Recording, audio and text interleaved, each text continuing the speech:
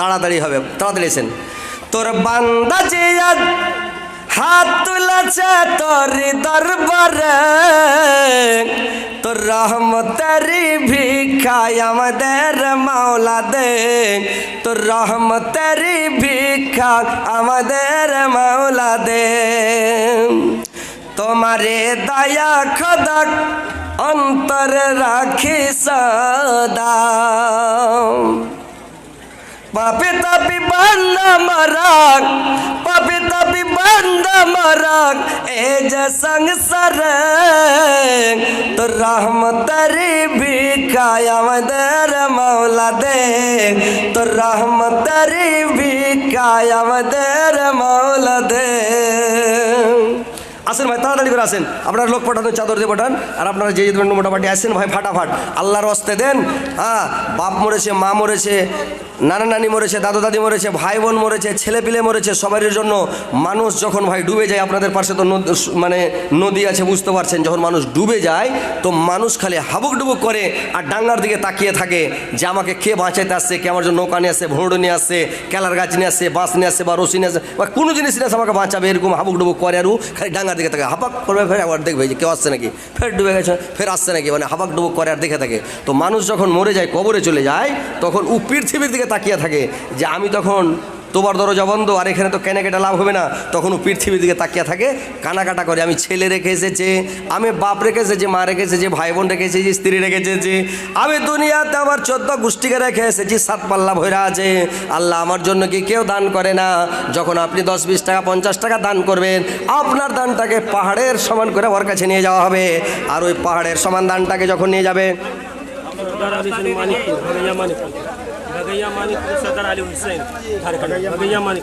বাগাইয়াম কে নবাদ দালান ঘর রে মনমার, কে নবাদ দালান ঘর রে মনমার, কে নবাদ দালান ঘর। তোদের যখন হবে মরণ দেখতে, কি নাম আপনার? কালো মাইয়া দেখে শুনে করব বিয়া, ছোট খাট কালো মাইয়া, তার উপরে ছেলেরা তাক নজর দিবে ডাক। কালো বউ থাকলে ঘরে চিন্তা থাকবে না, কালো বউ থাকলে ঘরে চিন্তা থাকবে না।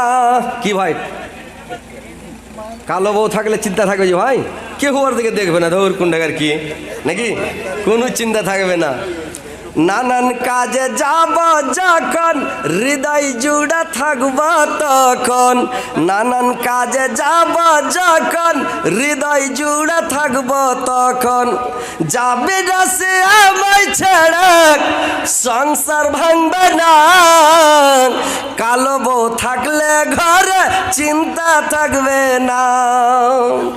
সুন্দরী বউ হইলে পারে, ধলবহুর ঠেলাটা দেখেন কিরকম, সুন্দরী বউ হইলে পারে গ্রামের ছেলেরা আসবে ঘরে, সুন্দরী বউ হইলে পারে গ্রামের ছেলেরা আসবে ঘরে।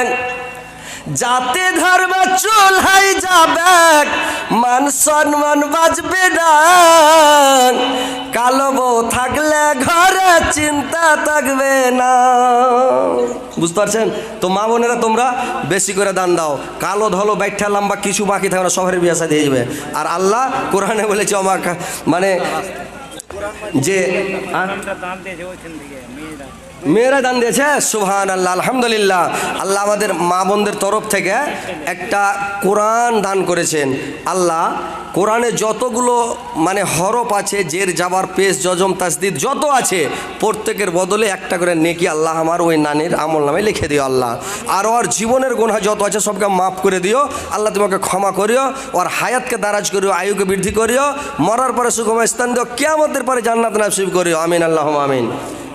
আসেন ভাই, টাকাটিকে রাখবো কোথায়, এখানে রাখলে হবে? ও আরে বাপরে, তো সাহায্য বাবা।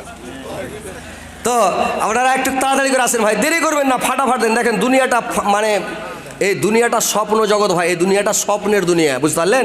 আমরা এখন যে দুনিয়াতে বেড়াচ্ছি স্বপ্ন দেখছি, দিল্লি পাঞ্জাব কুন্ডে কুন্ডে ঘুরলাম, দিল্লি গেলাম, এটা ঘুরলাম, জাহাজে চড়লাম, ট্রেনে চড়লাম, কোথায় গেলাম ঘুরছি যখন ঝটচট করে চেতন হয়ে গেলাম, তো আস্তাগফিরুল্লাহ, এই তো ঘুমালাম, 1 ঘন্টা হলো, ঘড়ি দেখছি রে বাবু 1-1.5 ঘন্টা হলো, আর ঘুম যাওয়ার, দিল্লি পাঞ্জাব ঘুরে চলে আসলাম নাকি? তো এরকম হয় না ভাই স্বপনে? হ্যাঁ, তো এরকম স্বপনে হয়। তো ওইরকম পৃথিবীটা স্বপ্ন জগৎ, আমরা এখন স্বপনে দুনিয়াতে ঘুরে বেড়াচ্ছি, এই যে বেড়াচ্ছি, জালসা করছি, আপনারা জালসা শুনছেন, তাও স্বপনে আমরা দুনিয়া ঘুরছি, বিয়ে করলাম, শাদি করলাম, বেটা বেটি হলো, ছেলে পিলের বিয়ে শাদি দিলাম, পোতা পতিন হলো, পোতা বহু হলো, লাতি বহু হলো, এগুলা সব স্বপ্ন। যখন মরে যাবেন, যা এই তো আমি এখান থেকে গেলাম, মানে যেখান থেকে এসছেন মনে ভাবে যে এই তো আমি গেলাম এখান থেকে দুনিয়াতে, আর স্বপ্নে দুনিয়াটা ঘুরে বেটা বেটি পোতা পতিন দেখে আর দুনিয়া থেকে চলে আসলাম। তো এটা হলো স্বপ্ন জগৎ ভাই, এটা মানে নিন্দ্রা জগৎ। আমরা এখন ঘুমের অবস্থাতে আছি সবাই, পৃথিবীর মানুষ ঘুমে দুনিয়া করছি, যখন মরে যাব তখন চেতন হব। মানুষ বলে মমিন মরে যায়, কিন্তু মমিন মরে নাই, মমিন জেল থেকে ছুটে নিজের বাড়ি যায়, বুঝতে পারছেন? মমিন কোনোদিন মরে নাই, মমিন জেল থেকে ছুটে নিজের বাড়ি যায়।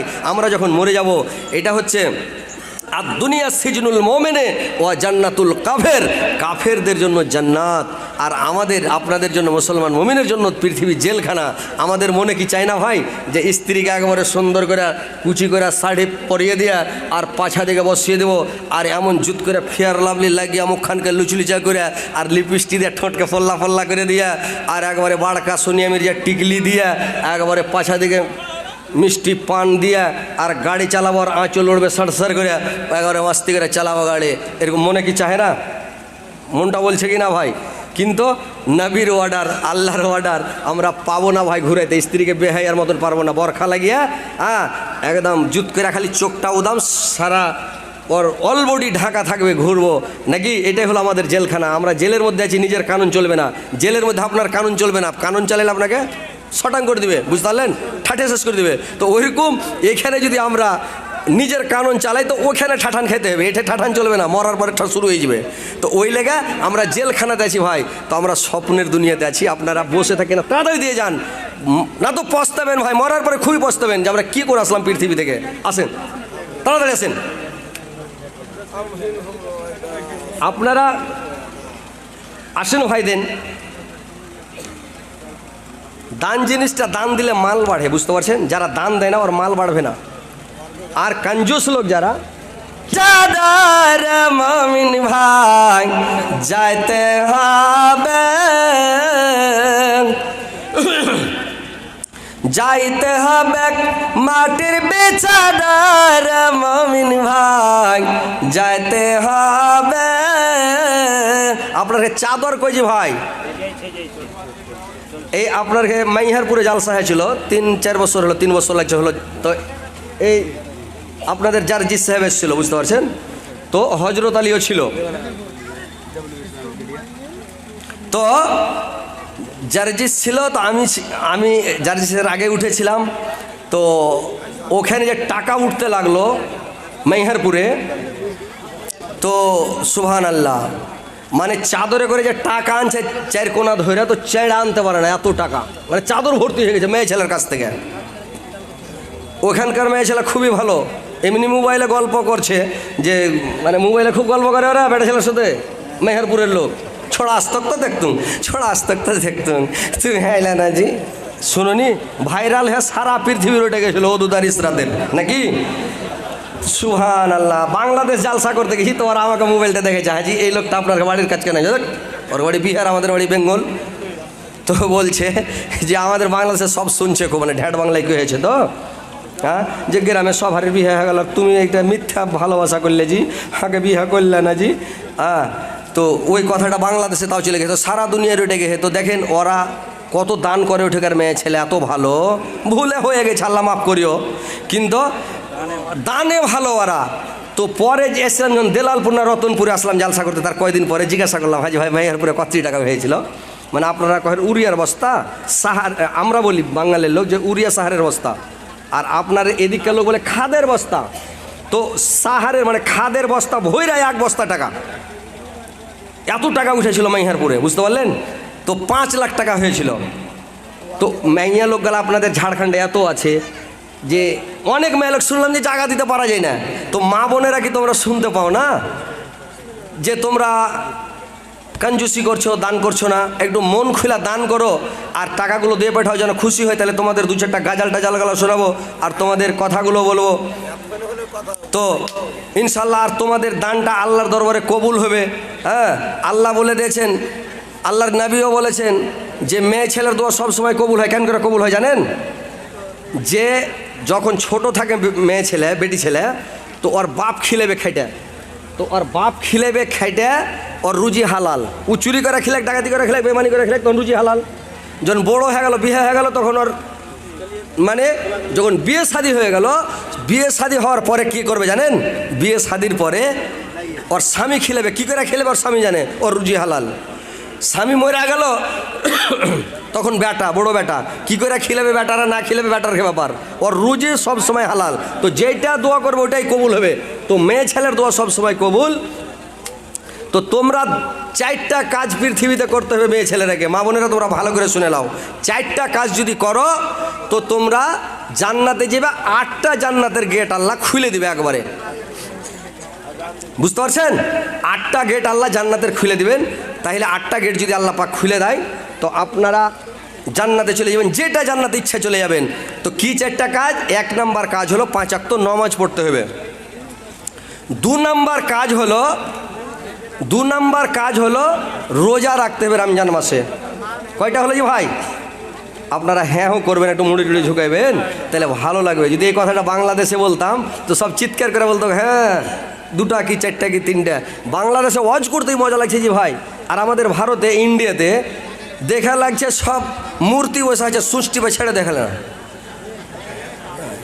এর আগে যদি বলছি নারে তাকবীর, তুই আল্লাহ আকবার, নারে তাকবীর আল্লাহ, মানে এরা জোরে বলবে না। বুঝতে পারছেন? এই আমাদের এই ভারতবর্ষের মুসলমান এরা ছোট বাচ্চা রহমত আলী দাদু দাদির জন্য 500 টাকা আল্লাহ তুমি দান কবুল করিও, দাদু দাদির গোনা খাতা মাফ করিও রহমত আলী। তো কথা হচ্ছে যে ভারতের মানুষ কিনা এরা জোরে বলবে না। কেন যে বলে না আল্লাহ ভালো জানে। ওই একটা লোক ট্রেনে চড়ে চলে আসছে ভাই শিলিগুড়ির দিক থেকে। তো বেচারি বিয়ে খেতে গেছিলো, আর বিয়ে খেতে যায় এমন করে গরুর গোশ খেয়েছে যে গ্যাস একদম পেটে ভর্তি হয়ে গেছে, পুরা গ্যাস। গরুর গোশের গ্যাস হবে। যে কোনো ডাক্তারের কাছে যাবেন বলবে যে মাংস কম খান, মানে গরুর মাংসটা কম খান। কিন্তু ভাটিয়ে যেত আমাদের এই বাধিয়া শেরসাবাদি, কিছু বুঝবে না, পাইলে একদম দিলে পাড়পাড়ি এমন করে খাবে। খেয়েছে, এবার গ্যাস হয়ে গেছে পেটে। তো ট্রেন চলছে, একবার এই মনে দিছে পো, ফের একটু পরে এই মনে দিছে একবার পো, মানে ট্যাং না চড়লে পো করে না, তখন দিছে মনে একবার পো, এবারে মনে দিছে পো। তোর পাঞ্জর একটা বেধর্মী বসেছিল, ও বুঝতে পেরেছি যে গরুর মাংস খেয়েছে। তখন ওর পো পো করা দেখে বলছে দাদা এটা আপনার ঠিক হচ্ছে না। সেই লোকটা ওর বড় বড় চোখ করে দেখছে। ফের খানিক পরে করেছে কি, ও দিয়েছে ওর দিকে নিচ করে একবার খুব জোরে। তো লোকটা বলছে দাদা এটা আপনার ঠিক হচ্ছে না। তো এই লোকটা রেগে যায়, ওকে কইছে ঠিক হোক আর না হোক আর থেকে জোরে পারবো না। তো লোকটা চোখ বড় বড় করে দেয় যে এই কোন ব্যাপার, মানে এই খ্যাপার খিয়াল যে এত জোরে যে ছাড়ছি হাওয়া, কিন্তু ওর মন ভরে না, পিক আপ বাড়াইতে কইছে আরো। আর ওয়ার খিয়াল যে তুমি যে ছাড়ছো এত জোরে জোরে, তো ভলিউমটা তো কম বেশ করা যাবে নাকি, মানে পো না করে ফুস করে দেওয়া যাবে যাতে লোক শুনতে না পায়। হাওয়াটা ছাড়া যাবে কিন্তু একটু ভলিউম কমা যাবে। কিন্তু ই খ্যাপা বলছে দাদা আপনার ঠিক হচ্ছে না। তো ই বুঝতে না পারে ঠিক হোক আর না হোক আর থেকে জোরে পারবো না। তো আপনার ঘে ওইরকম যখন বলছি না রে তাকবীর, তো আল্লাহ আকবার বলছি জোরে বলেন, তো এর থেকে জোরে আর পারবো না নাকি। ওই লোকটার মতন আপনারা বলছেন যে জোরে পারবো না। একবার জোরে নারা লাগান তো, নারে তাকবীর, নারে তাকবীর, সুবহানাল্লাহ, আল্লাহু আকবার। এই ঝাড়খণ্ডে ভাই আপনাদের লালবাথানি, আপনাদের নাম লালবাথানির ইউটিউবে যে কত শুনতে পাবেন, কালকে থেকে দেখতে পাবেন আর শুনতে পাবেন। বুঝতে পারলেন? ওই গাইসালের নাম ছিল না, তো গাইসালে যখন 2খান ট্রেন লড়ে গেল, কিষানগঞ্জ গাইসালে 2খান ট্রেন লড়েনি, একবার শুনেননি? তো লড়াই যখন গেল তো গাইসালের নাম বেড়ে গেল। তো আপনাদের এই লালবাথানি দিয়ার সাহেবগঞ্জের নাম বেড়ে যাবে। বুঝতে পারছেন? তো আপনারা দানে মাসুর হন, যেরকম মাইহারপুরের নাম করছি, যেখানে যাচ্ছি নাম করছি যে খুব দান করে ওটাকার লোক। তো আপনাদের লালবাথানির নাম করবো যে ভেজাবাজি ভাই, তো আপনারা দান করেন।